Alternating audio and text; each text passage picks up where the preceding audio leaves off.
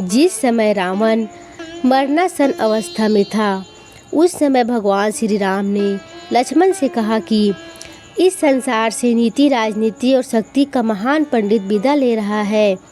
तुम उसके पास जाओ और उससे जीवन की कुछ ऐसी शिक्षा ले लो जो और कोई नहीं दे सकता। श्री राम की बात मानकर लक्ष्मण मरणासन अवस्था में पड़े रावण के सिर के नज़दीक जाकर खड़े हो गए। रावण ने कुछ नहीं कहा।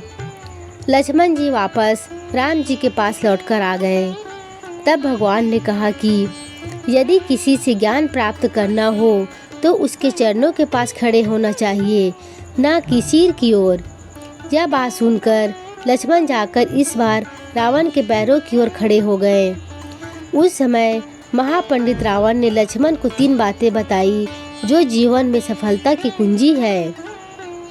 पहली बात जो रावण ने लक्ष्मण को बताई वह यह थी कि शुभ कार्य जितनी जल्दी हो कर डालना और अशुभ को जितना टाल सकते हो टाल देना, यानी शुभस्य शीघ्रम।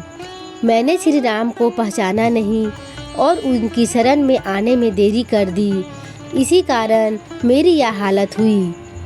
दूसरी बात यह कि अपने प्रतिद्वंदी, अपने शत्रु को कभी अपने से छोटा नहीं समझना चाहिए। मैं यह भूल कर गया। मैंने जिन्हें साधारण वानर और भालू समझा, उन्होंने मेरी पूरी सेना को नष्ट कर दिया। मैंने जब ब्रह्मा जी से अमरता का वरदान मांगा था, तब मनुष्य और वानर के अतिरिक्त कोई मेरा वध न कर सके ऐसा कहा था, क्योंकि मैं मनुष्य और वानर को तुच्छ समझता था। मेरी गलती हुई। तीसरी बात, रावण ने लक्ष्मण को अंतिम बात ये बताई कि अपने जीवन का कोई भी राज हो उसे किसी को भी कभी नहीं बताना चाहिए।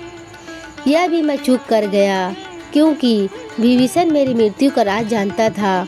ये मेरे जीवन की सबसे बड़ी गलती थी।